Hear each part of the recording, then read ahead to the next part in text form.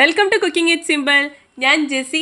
ഇന്ന് എത്തിയിട്ടുള്ളത് ഈസി ആയിട്ടുള്ള ഒരു ചോക്ലേറ്റ് കേക്കിൻ്റെ റെസിപ്പി ആയിട്ടാണ്. വെറും നാല് ചേരുവ ഉപയോഗിച്ചിട്ട് നിങ്ങൾക്ക് നല്ല സോഫ്റ്റ് ആയിട്ട് കടയിൽ നിന്നൊക്കെ നമ്മൾ വാങ്ങിക്കുന്ന പോലത്തെ ചോക്ലേറ്റ് കേക്ക് ഉണ്ടാക്കാം. അപ്പോൾ ഇതെങ്ങനെ ഉണ്ടാക്കുന്നത് നോക്കാം. വീഡിയോ ഇഷ്ടപ്പെട്ട് കഴിഞ്ഞാൽ തീർച്ചയായിട്ടും സബ്സ്ക്രൈബ് ചെയ്യണം കേട്ടോ. ഇതിൽ ആദ്യത്തെ ചേരുവ എന്ന് പറയുന്നത് കോഴിമുട്ടയാണ്. ഞാൻ 3 വലിയ കോഴിമുട്ട എടുത്തിട്ടുണ്ട്. റൂം ടെമ്പറേച്ചറിലുള്ള മുട്ടയാണ്. 1/2 കപ്പ് പഞ്ചസാര എടുത്തിട്ടുണ്ട്. ഈ 3 മുട്ടയും നമുക്ക് നന്നായിട്ടൊന്ന് ബീറ്റ് ചെയ്തിട്ട് എടുക്കണം.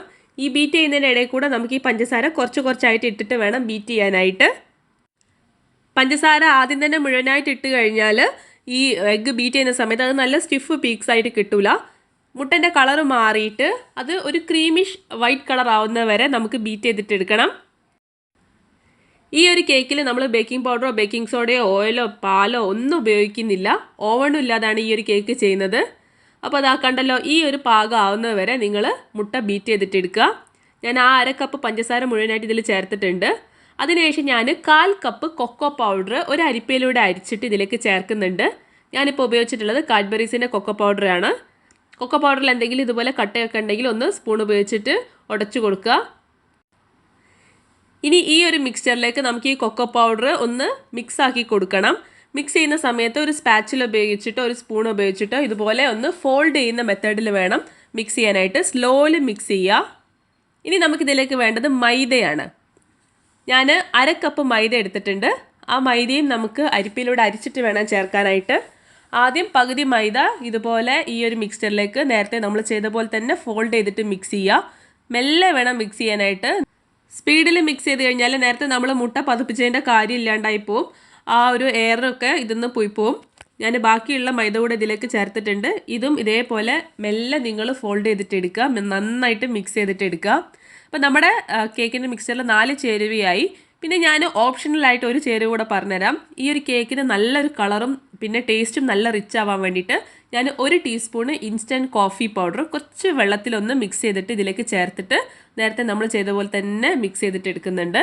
ഇത് ഓപ്ഷണലാണ്. നിങ്ങൾക്ക് താല്പര്യം ഉണ്ടെങ്കിൽ നിങ്ങളെ കയ്യിലുണ്ടെങ്കിൽ ചേർക്കുക. അങ്ങനെ ചേർത്ത് കഴിഞ്ഞാൽ നല്ല റിച്ച് ഫ്ലേവർ കിട്ടും ചോക്ലേറ്റ് കേക്കിന്. അതേപോലെ തന്നെ അതിൻ്റെ കളറും നല്ല ഡാർക്കായിട്ട് കിട്ടും ബേക്കായി വരുന്ന സമയത്ത്. ഞാനിപ്പോൾ 6 ഇഞ്ചിൻ്റെ ഒരു അലുമിനിയം ടിൻ എടുത്തിട്ടുണ്ട്. അതിൻ്റെ അടിയിൽ ബട്ടർ പേപ്പർ വെച്ചിട്ടുണ്ട്. അതിലേക്ക് നമ്മൾ പ്രിപ്പയർ ചെയ്തിട്ടുള്ള കേക്ക് ബാറ്റർ ഒഴിച്ചു കൊടുക്കാം. ഞാനിപ്പോൾ ഈ ഒരു കേക്ക് കാണിക്കാൻ വേണ്ടി പോകുന്ന അടുപ്പത്താണ്. കേക്കിൻ്റെ ടിൻ ഒന്ന് ടാപ്പ് ചെയ്തിട്ട് എന്തെങ്കിലും എയർ ബബിൾസ് ഉണ്ടെങ്കിൽ നമുക്ക് പുറത്തേക്ക് കളയാം. ഞാൻ അടുപ്പത്ത് ഒരു വലിയ പാത്രം വെച്ചിട്ടുണ്ട്. അതിൻ്റെ അകത്ത് ഞാൻ ഉപ്പിട്ടിട്ട് ഒന്ന് ചൂടാക്കിയിട്ട് എടുത്തിട്ടുണ്ട്. ഇനി ഇതിലേക്ക് നമുക്കൊരു റിങ് ഇറക്കി വെച്ച് കൊടുക്കാം. അതിനുശേഷം നമ്മൾ റെഡിയാക്കി വെച്ചിട്ടുള്ള കേക്ക് ടീന് ഇതിലേക്ക് വെച്ച് കൊടുക്കുക. അടച്ച് വെച്ചിട്ട് ആദ്യത്തെ 1 മിനിറ്റ് മീഡിയം ഫ്ലെയിമിലും പിന്നെയുള്ള 20 മുതൽ 25 മിനിറ്റ് ലോ ഫ്ലെയിമിലും നമുക്ക് കുക്ക് ചെയ്തിട്ട് എടുക്കുക. അത്രയും സമയം ഇതിന് കുക്ക് ചെയ്യാനായിട്ട് വരുന്നുള്ളൂ. അപ്പോഴേക്കും തന്നെ ബേക്കായി കിട്ടും. ഓവനിൽ ചെയ്യുന്നവർ പ്രീഹീറ്റ് ചെയ്ത ഓവനിൽ 180 ഡിഗ്രി സെൽഷ്യസിൽ 25 മിനിറ്റ്സ് ടു 30 മിനിറ്റ്സ് ചെയ്താൽ മതി.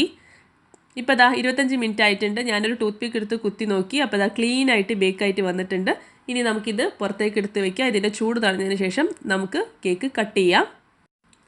അപ്പോൾ കണ്ടല്ലോ നിങ്ങൾ, വളരെ സിമ്പിളായിട്ടുള്ള കേക്കാണ്. വളരെ ഈസിയാണ് ഉണ്ടാക്കാനായിട്ട്. 4 ചേരുവ ഇതിനായിട്ട് വരുന്നുള്ളൂ.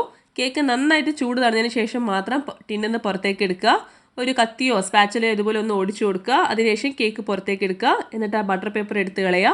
അടിയിലൊന്നും പിടിച്ചിട്ടില്ല. നല്ല പെർഫെക്റ്റ് ആയിട്ട് തന്നെ ബേക്കായിട്ട് വന്നിട്ടുണ്ട്. നല്ല സോഫ്റ്റ് ആയിട്ടുള്ള കേക്കാണ്. അതുപോലെ തന്നെ കേക്ക് നന്നായിട്ട് പൊങ്ങി വന്നിട്ടുണ്ട്. നമുക്കിതിൽ ബേക്കിംഗ് പൗഡറോ ബേക്കിംഗ് സോഡയോ ഒന്നും തന്നെ ആവശ്യമായിട്ട് വന്നിട്ടില്ല. നല്ല സോഫ്റ്റ് ആയിട്ടുള്ള സ്പഞ്ചി ആയിട്ടുള്ള കേക്കാണ്. ഇനി നിങ്ങൾക്കിത് സാധാരണ നമ്മൾ കേക്കൊക്കെ ഐസിങ് ചെയ്യാൻ വേണ്ടിയിട്ട് കട്ട് ചെയ്യുന്ന പോലെ മുറിച്ചിട്ട് ലെയറാക്കി എടുത്തിട്ട് ഐസിങ് ചെയ്യാം. അപ്പോൾ എല്ലാവരും തീർച്ചയായിട്ടും ഇതൊന്ന് ട്രൈ ചെയ്ത് നോക്കുക. എന്നിട്ട് ഫീഡ്ബാക്ക് അറിയിക്കുക. വളരെ എളുപ്പത്തിൽ വളരെ കുറഞ്ഞ ചേരുവകൾ കൊണ്ട് ഉണ്ടാക്കാൻ പറ്റുന്ന ഒരു കേക്കാണ്. ഇഷ്ടപ്പെട്ടെങ്കിൽ തീർച്ചയായിട്ടും സബ്സ്ക്രൈബ് ചെയ്യുക. Thank you for watching.